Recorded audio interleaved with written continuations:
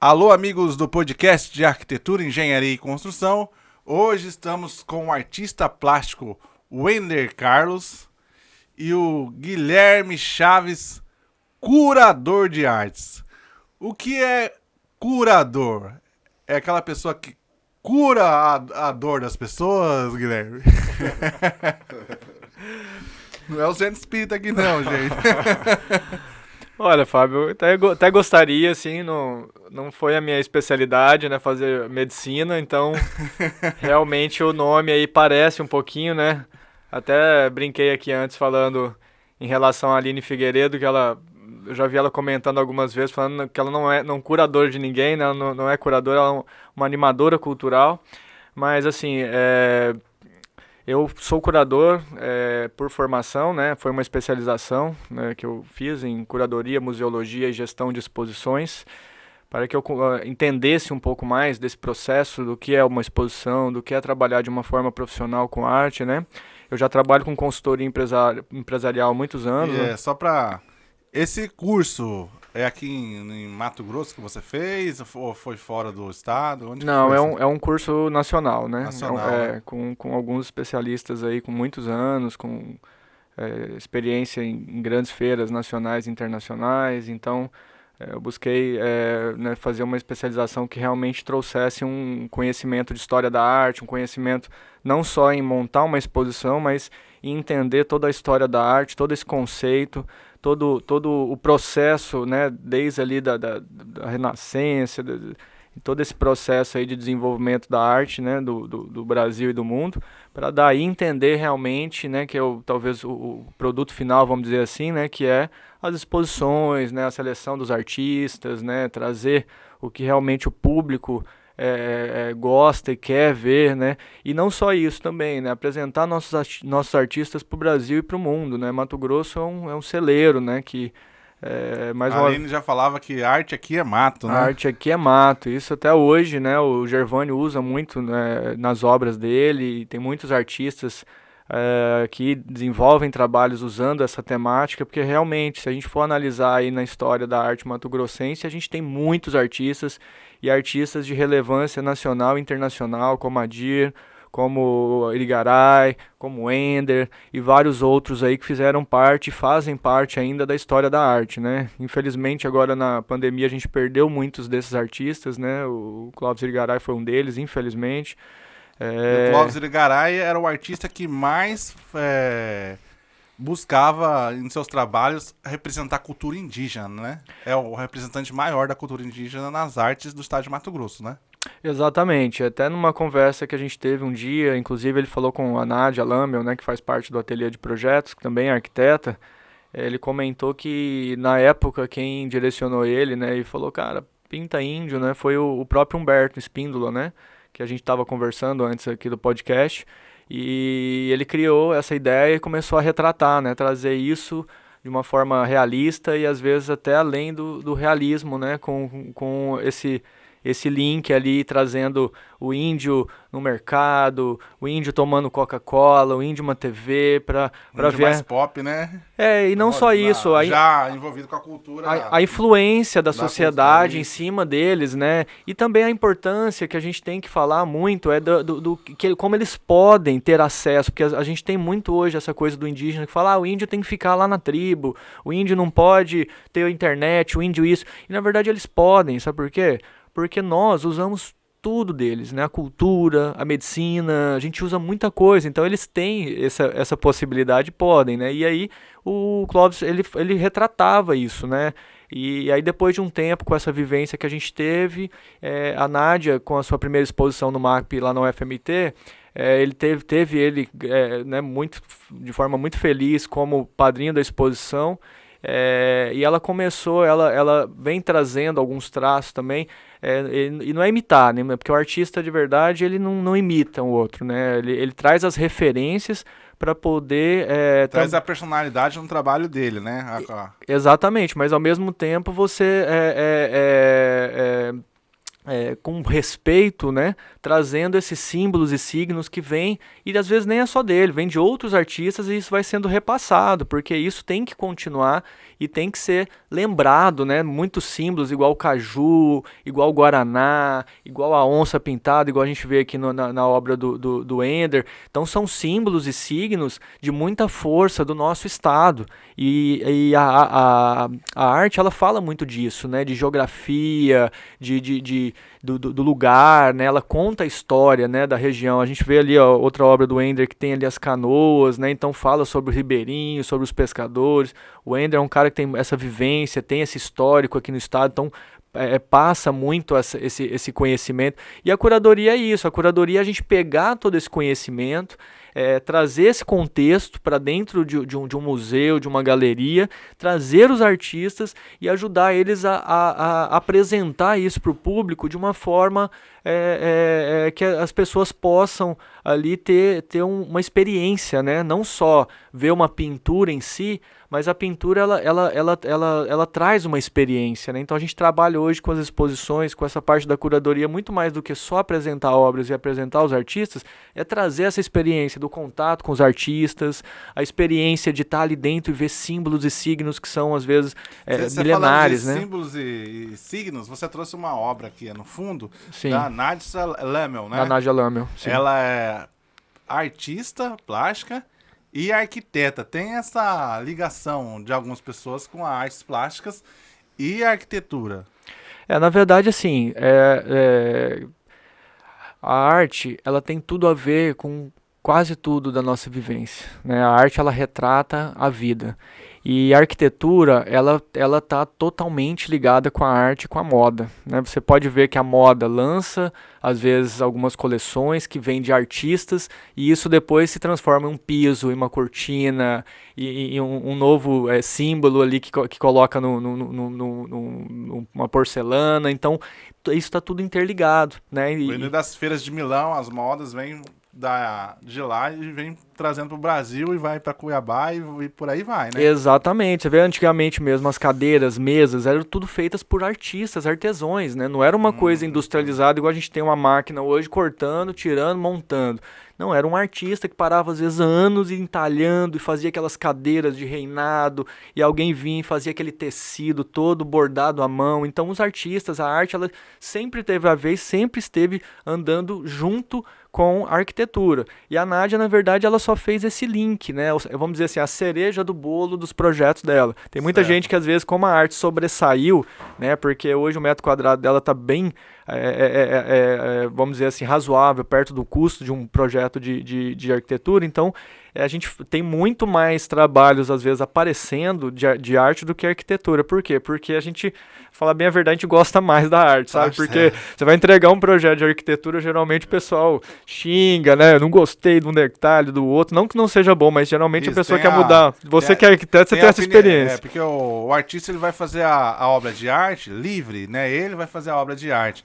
Já na arquitetura, o cliente faz parte dessa obra de arte. Exatamente. Ele interfere na criação, interfere porque você tem que fazer a arte pro gosto dele e o estilo de vida que ele quer viver, né? Sim. E a arte Isso. O Ender Carlos... Opa, estamos aqui, né, Fábio? O Ender Carlos é artista plástico, que eu conheci desde a infância. Nós pintávamos juntos, né, Wender? Isso. Lá no ateliê livre da UFMT. Juntamente com o Nilson Pimenta, né? Professor de história, né? Isso. Sou professor de história do estado, né? E também sou professor de artes do município. Sou concursado nesses 2 concursos, né? E trabalho sobre essa questão também, que não fica meio que isolado, porque minhas aulas também são bem aplicadas. Minhas aulas são desenhadas, porque eu gosto de colocar no quadro aquilo que eu gosto, igual o Guilherme falou. Que a esposa dele gosta mais de arte do que da arquitetura. Então, isso está impregnado, né? Aí, nas questões didáticas, eu tento passar sobre essa questão aí, fazendo esse elo, a arte com a história, né? Isso Wender, como historiador, eu queria que você fizesse um panorama das artes de 1970 até os nossos tempos atuais. Tem como você fazer essa explanação? Tem, sim. Voltado aqui para Mato Grosso, nós podemos dar uma pequena só a pincelada nível de falando Mato Grosso assim, mesmo. De Mato Grosso, que nós tivemos essas pessoas que fizeram parte, né? Foram os pioneiros da arte do Mato Grosso, Dalva de Barros, Humberto Espíndola, né? São as pessoas que começaram as artes aí, né? Nós vimos, né, na história do Mato Grosso, Humberto Espíndola participando daquela Bienal, premiado naquela Bienal lá, né, muito importante, e depois de lá para cá veio esse processo todo de formação do Ateliê de Cultura de Arte Popular, né, e também foi um apoio da UFMT, né, trazer as pessoas que estavam excluídas socialmente, né, como os artistas do bairro Pedregal, nós sabemos, né, que a gente vivia ali, e aí o Nilson Pimenta foi esse cara incentivador, né, que nem o Guilherme falou aí, ele foi um animador, né, que trouxe as pessoas, nós estávamos ali sem fazer nada, nós tínhamos ali um período ali que a gente passava ali naquela feirinha do lado da UFMT, e aí Nilson foi trazendo a gente, e a cativando, gente foi cativando, e aí as foi crianças começando todo esse processo todo, né? Então, aí acredito assim, que através de Humberto Espíndola, Dalva, Aline Figueiredo, e esses artistas, João Sebastião, então esses caras aí começaram esse movimento todo, né? E aí daí nós podemos destacar outras gerações que apareceram, né? Que foi Adilson André, Gervando de Paula, e aí foi por diante, né? Aí vem Sebastião Silva, vem Aleixo Cortez. Teve a Adão, primeira, segunda, terceira, quarta, quinta. geração. Você é Aí de foi qual por diante. geração, Wender? Acredito que eu posso me encaixar aí na quarta geração, né? Depois de Aleixo Cortez, Sebastião Silva, né? Que são aí tá na faixa etária de 50 e poucos anos, né? E eu tenho 45 anos, eu me encaixaria aí na quarta geração dos artistas plásticos de Mato Grosso, né? Mas nós sabemos também, Fábio, uma questão que eu queria colocar muito interessante, que antes disso aí, nós tínhamos também aquela artista que foi estudar com Cândido Portinari, que é a Inês Corrêa da Costa, certo. A irmã do governador Fernando Corrêa da Costa, né? Que foi lá para o Rio de Janeiro e tudo mais, e trouxe também essa questão, essa influenciação nas artes plásticas de Mato Grosso. Ela estudou com Cândido Portinari. Estudou com Que é Cândido o maior artista do Brasil, né? É, isso. O maior artista que, em destaque, né? Tava até em nota de dinheiro, né? Isso. Se falar em Cândido Portinari, Marechal Cândido Rondon, essas figuras aí são mais conhecidas. Muitas das vezes a gente não valoriza, mas lá o americano ele valoriza esses artistas aí, certo? Pelé. Então foi essas pessoas aí, esses personagens aí. Volpe, né? E Volpe, que influenciaram toda essa nossa cultura mato-grossense aí. Tem uma série. Porque aí tem gente que também coloca assim, mas será que você sua arte é influenciada por qual artista? Não dá para você falar nem artista A, X ou Y. Nós podemos ver que essa gama toda, né? A sua arte, no meu ponto de vista, é influenciada bastante pelo regional, né? É regional, mas se você for ver o enfoque também, né? A questão ali, você vai ver que tem muita coisa ali influenciada, né? Picasso, Van Gogh, não dá para você falar assim que o artista X te influenciou, né? Muitas das vezes você fala, né? Você olha porque ele trabalhou com o Nilson Pimenta e ele tá pintando igual ao Nilson Pimenta, né? Então não tem essa não. Então a identidade você vai construindo. E teve, lá no Ateliê Livre da UFMT, teve muito isso de crias de Nilson Pimenta, né? As crias que não conseguiram ter identidade própria na arte. Isso. No meu caso, por exemplo, eu pintei muito tempo lá no Ateliê Livre, mas eu não consegui ter identidade própria nas artes. Eu fiquei fazendo a arte igual o Nilson Pimenta fazia. Certo. E uma série de artistas não conseguiram trilhar o seu próprio caminho. O Wender já foi um artista que já saiu fora da linha. Nilson Pimenta, porque ele já tinha... Você, né, tem mais talento na área de desenho artístico, você desenha melhor que muitas pessoas.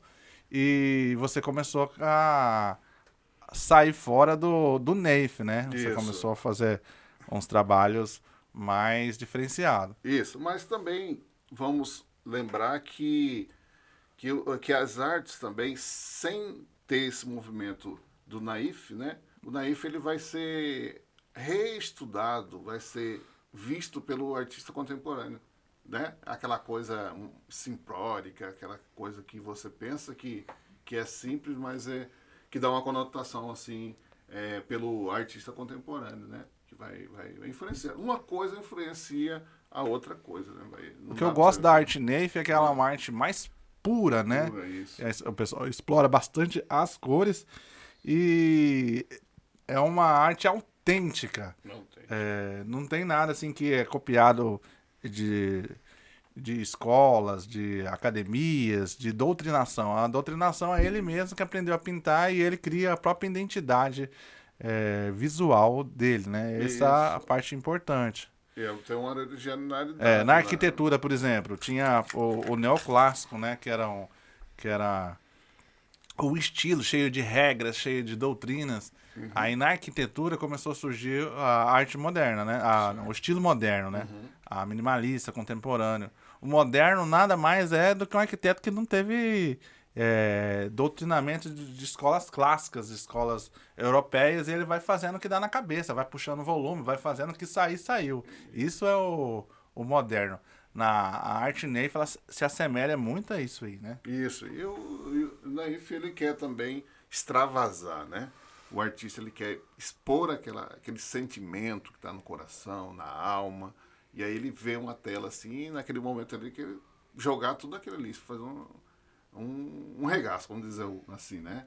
Quer extrapolar ali, e aí assim, né? E aí ele vai mudando, ele vai criando, vai vendo novas coisas, igual o Nilson Pimenta, né? Ele tinha aquelas artes que ele fazia sobre o nudismo, né? E ele já queria extravasar as suas ideias no campo das ideias, né? Ficou muito interessante aquele trabalho que ele fazia sobre aquela questão lá, certo?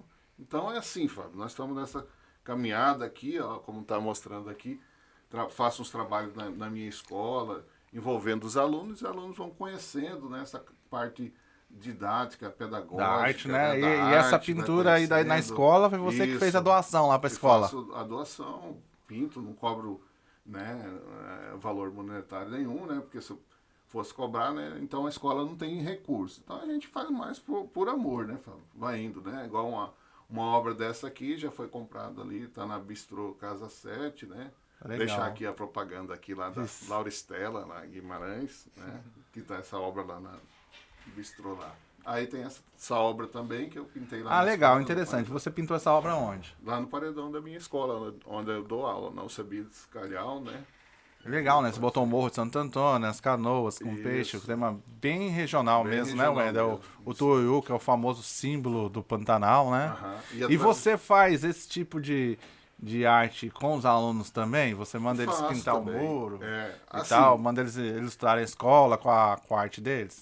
mas assim, se fosse dar uma aula assim de arte, você sabe que é demorado, É né, demorado. cara? Pro cara pintar uma tela do jeito que tem que ser, né? Mas a gente deixa um espaço assim para o aluno vai se envolvendo, que eles gostam também de Porque você já viu que tem bastante de escolas que eles botam os alunos para pintar o muro da escola, para ilustrar a escola com o trabalho dos próprios alunos. Você já viu, né? Isso. E você chegou de fazer algum trabalho Já como esse com fiz. Eu os sempre alunos? faço com os alunos, né? Eles pintando, Eu pinto a minha ilustrando. obra e eu deixo um espaço do meu trabalho para eles pintarem, né? Fazer esse envolvimento, essa interação aí. E aí fica muito bacana, né? Que eles gostam muito. E aí teve esse trabalho também que eu faço com o nanquim? Nanquim, né?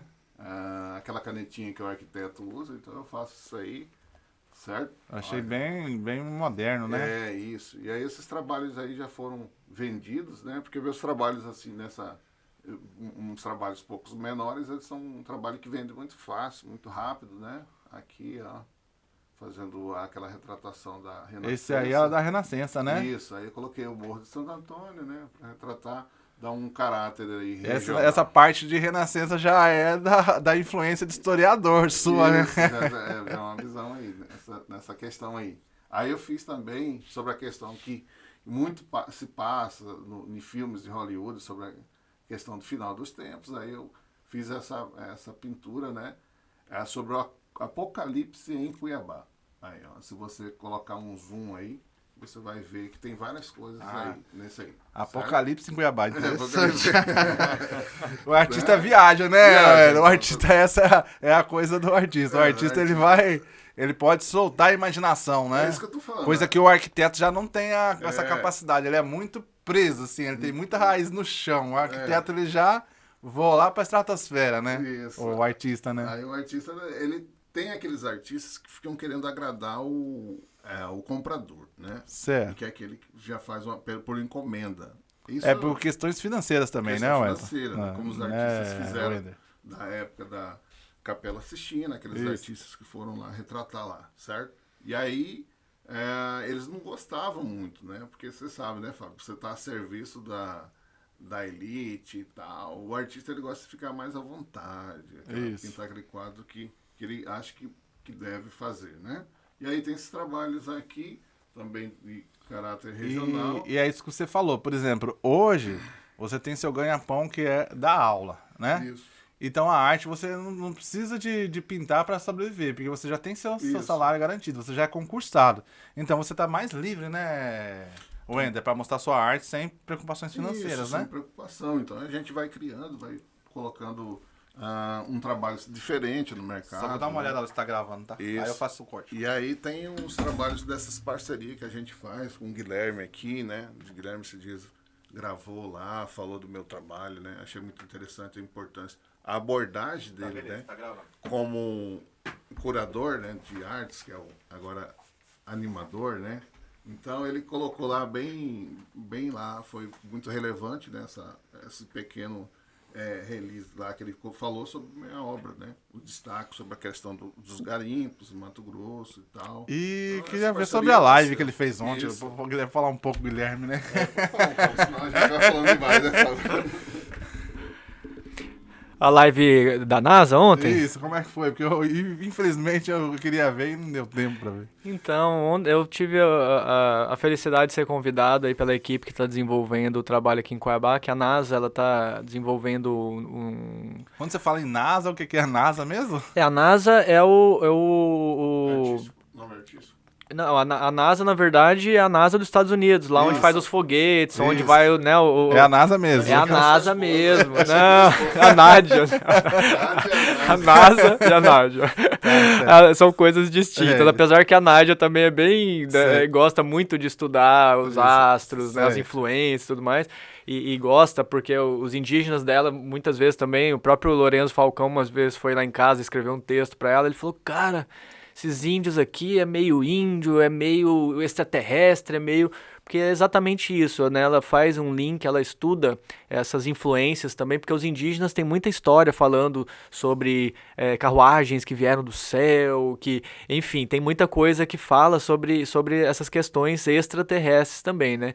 E a NASA, ela criou um projeto, né, que ela tem um app onde ela traz no mundo inteiro várias equipes, né? Elas montam o pessoal na cidade monta suas equipes e eles abrem os dados da NASA para que essas equipes de estudiosos ali, de hackers, né, de pessoal que trabalha na área de programação e tudo mais, poder ajudar eles em alguns desafios, né, para poder a gente chegar em soluções para a humanidade. E às vezes não só tecnológicas, mas de necessidades, né, eu dei exemplo ontem mesmo, falando em relação ao nosso GPS aqui no Brasil, que a gente tem, todo mundo é tranquilo, né, e usa de graça e não tem nem noção o custo que é ter um GPS, porque hoje o Brasil, na verdade, não tem um GPS próprio. A gente utiliza o GPS norte-americano, né, então a gente paga um aluguel por isso, né, até dei ideia pro pessoal, falei, tá aí a ideia para vocês, muitos nem sabiam que existia isso, e a gente tem que criar o nosso. É claro que a gente sabe muito bem que o custo para você lançar um foguete, um satélite, né, é caríssimo, mas a gente tem que começar, né, então a ideia do projeto da NASA era exatamente isso. Aí eu levei um pouquinho ontem de informação falando sobre inovação e criatividade, né? Porque na área de consultoria também eu uso muito isso dentro do plano de negócio para poder ajudar as empresas, porque o plano de negócio, né, a visão do administrador, do consultor, ela é mais holística, né? A gente tem que entender de todos os processos processos, né, dentro da empresa. Eu vou abrir uma empresa, eu preciso entender um pouco de arquitetura, de engenharia, de construção, do direito, da contabilidade. Então, o administrador, né, o empresário, ele tem que ter essa visão mais holística, né? E a gente falou um pouquinho da criatividade, da inovação para criar esses projetos, né? E foi aí a gente tirou esse link aí para trocar uma ideia ontem com as meninas lá, com a Olivia, com o pessoal todo da equipe. Foi bem bacana, bem construtivo, e falando também sobre a arte, porque a arte ela tem muita influência, né? Os primeiros astrônomos mesmos, eles tinham muitos que eram até artistas, né? O pessoal pintava, eles viam aquilo, eles tinham que pintar, porque na época não tinha uma câmera fotográfica, né? Então eles tinham que retratar aquilo, né, de alguma forma. Então vem desde o início aí do processo dos seres humanos aí, a arte ela está totalmente ligada. E a gente fala um pouquinho também dessa questão da cultura, né? Porque o pessoal fala assim, a cultura é arte, é só arte. E a gente vê que não, na verdade a cultura, ela abrange tudo o que a gente faz na sociedade, tanto as coisas boas quanto as coisas ruins, infelizmente, né? A cultura da arte é uma cultura que influencia a sociedade, mas também a cultura, exemplo, do maus tratos aos animais. Infelizmente, isso é uma cultura também. As pessoas, às vezes, não têm uma noção tão real, né? A inovação e a tecnologia, falando de NASA, falando de naves espaciais, é cultura, né? No Brasil, a gente não tem muito essa cultura, mas é cultura. Então, tem essa influência de maneira geral aí que a gente gosta de repetir e ajudar no desenvolvimento dessa ideia da cultura, porque antigamente o pessoal tinha muita coisa assim, falou que é cultura. Aí eles falam, não, é os pintores, é os pobres coitados da arte. Na verdade não é. Cultura, eu até brinco com o pessoal, falo que a gente tinha que ter o Ministério da Cultura, e dentro do Ministério da Cultura tinha que desenvolver os outros ministérios, porque até a economia é uma cultura, né? Cada país tem o seu estilo, o seu formato, né, de cultura. Aí, levando um pouquinho pro lado da política mesmo, hoje a gente fala muito do comunismo, né?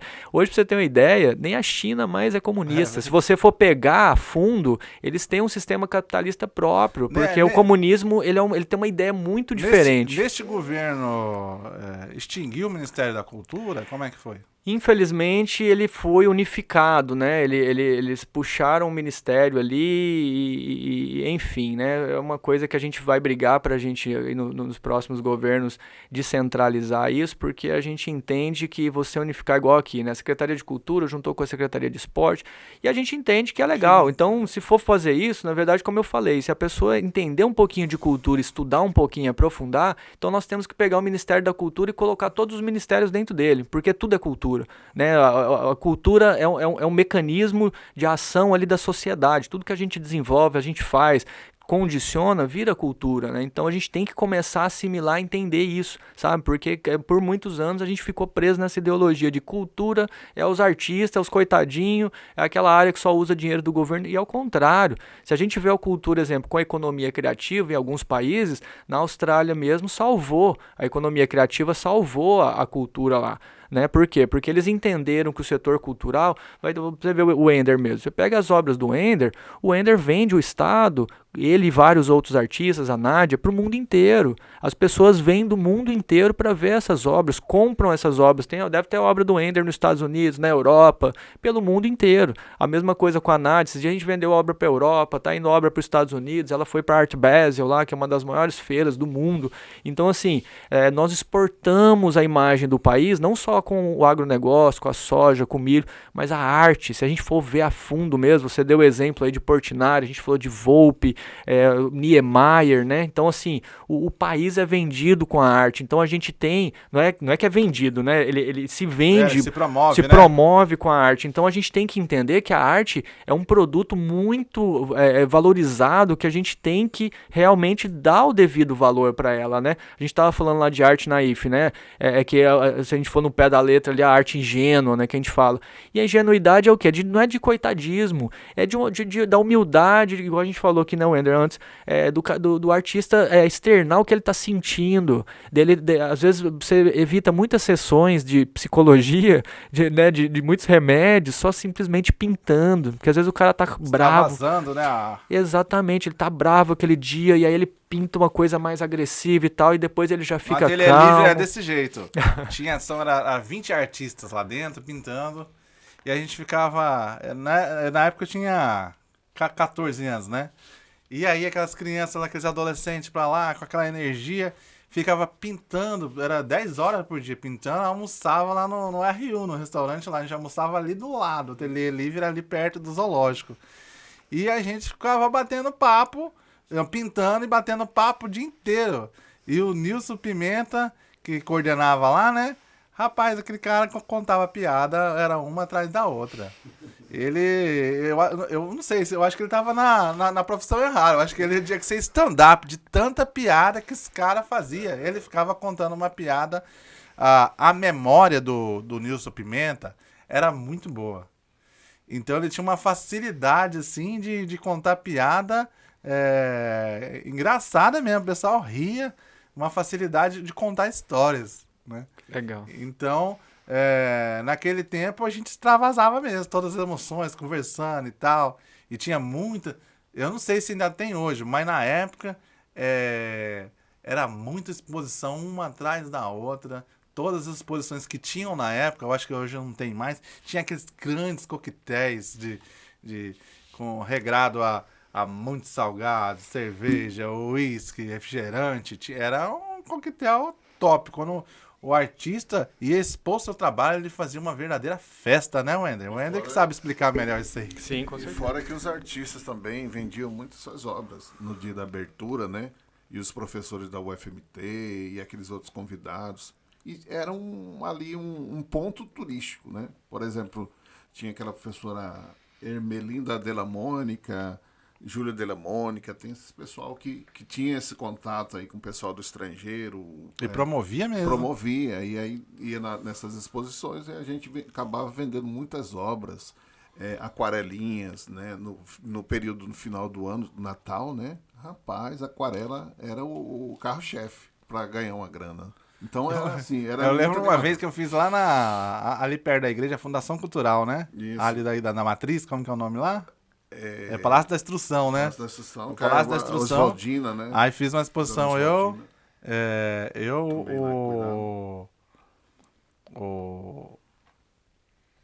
Aquele menino que foi Valdivino Miranda. Valdivino Miranda, que e já faleceu. José... José Pereira. O José Pereira, né? Naquela época, há muitos anos. Isso. E aí patrocinaram pra nós 10 caixas de cerveja. Patrocinaram todo o salgadinho da festa. Patrocinaram o catálogo. Eles patrocinavam tudo que você conseguia de graça. O pessoal apoiava a mesma arte aqui no estado de Mato Grosso, né, Wender? Isso, né? Era um movimento artístico muito maravilhoso, cara. E é outra coisa, outra questão, que não tinha recurso. Não tinha essa lei. E o pessoal apoiava, né? A primeira lei que começou a surgir em Mato Grosso, falar de lei de incentivo à cultura, foi um movimento que nós fizemos, que é a lei Hermes de Abreu, né? A primeira lei de incentivo à cultura, para você conseguir recurso para fazer um catálogo, né? Para moldurar os trabalhos, comprar tinta, pincéis. Então, rapaz, foi uma coisa assim, era um período assim, muito bom, né? Vinha muitos artistas, né, para o museu da UFMT, né? Tunga, Benefonteles, artista Cedron, rapaz, veio gente de fora, só artista internacional, certo? Então, assim, é uma lembrança muito boa, né? Que a gente fazia a coisa acontecer com pouco recurso, Fábio. Então é isso que era interessante. E essa arte começou mesmo com a Aline e com o Humberto Espíndola, né? O Humberto Espíndola, ele é irmão de TT Espíndola, não é? Isso, é irmão da TT Espíndola. Então quando a TT Espíndola estourou com aquela música, né? Você pra mim foi... Como que canta aí, mano? Isso é bom. Essa música é bem conhecida, né? Aquela voz dela é incomparável, né, Fábio? Não dá pra... Se nós for cantar aqui, nós vamos... Passar vergonha. Então, melhor, deixa quieto. Aí ela tava... Aquela música ela explodiu na mídia, né? E Humberto Espíndola conseguiu uma influência enorme por causa da irmã dele e começou a alavancar a arte aqui no estado. E desde então a arte a mil por hora, né? Como é que foi isso? Na verdade, assim, tem essa questão, né, da família Espíndola e tem a questão também da Aline, né? Se Da quem Aline. acompanha, eu vou muito nos cursos de história da arte dela e eu gosto muito do trabalho dela, da história que ela criou aqui no estado, né, com toda a equipe que está hoje lá no museu, o William, toda a galera lá. E a gente sabe que foi um trabalho árduo de formiguinha, dela receber as pessoas na casa dela.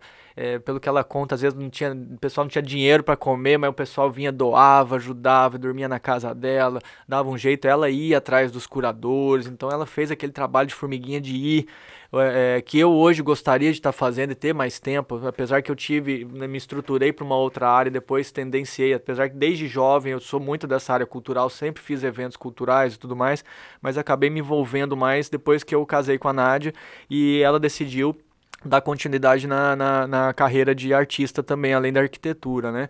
Então a Aline ia muito nas feiras, levava os artistas, ela fez esse movimento na IF crescer e se desenvolver, ser visto, porque lá fora tem um certo preconceito com essa visão do regionalismo, as pessoas querem muito trabalhar com, igual o Ender falou, querem vender o que o cliente está afim de comprar, né? E hoje, na verdade, que o cara quer comprar uma arte desse jeito, ele vai ali, manda imprimir e põe na parede, né? Quer pôr uma Torre Eiffel lá, enfim, ele tem onde imprimir. O artista é outra coisa, você está comprando sentimento. Um design gráfico, ele mexe com CorelDRAW, mexe com os programas informatizados, ele faz aquela arte moderna do jeito que ele quiser, computadorizada, que isso aqui é uma coisa... Exatamente. Agora é diferente de você ter diferente de uma arte, obra, né? De porque arte, assim, né? a obra, pra você ter uma ideia, tem obras assim que eu vejo, exemplo, a própria Nádia, né? Quando às vezes ela tá naquele momento, às vezes tá passando um momento difícil, tá um pouco triste e recebe assim, sabe? Porque os artistas eles são muito de meditar, não sei o Ender, como é que é o processo dele, mas muitos artistas são muito assim de parar, de refletir, pensar, meditar um pouco. E eles transferem isso pra obra. Então, assim, já tiveram obras assim da Nádia, dela tá, às vezes dela, sei lá, pensar no avô dela, que também era pintor e passou isso, e ela é hoje o que ela é também por essa história de família. E aí ela... Vou cortar pra ver se tá gravando, que o que a gente Ah, gravou sim. já tá bom pra caramba, a gente continua. Sim, sim. Mas eu queria... Não, vamos continuar. Vamos continuar, Fábio? Vamos, É porque eu eu quero queria ver se quebrar um gravou, protocolo né, que vai aqui. que não grava. Eu queria fazer uma selfie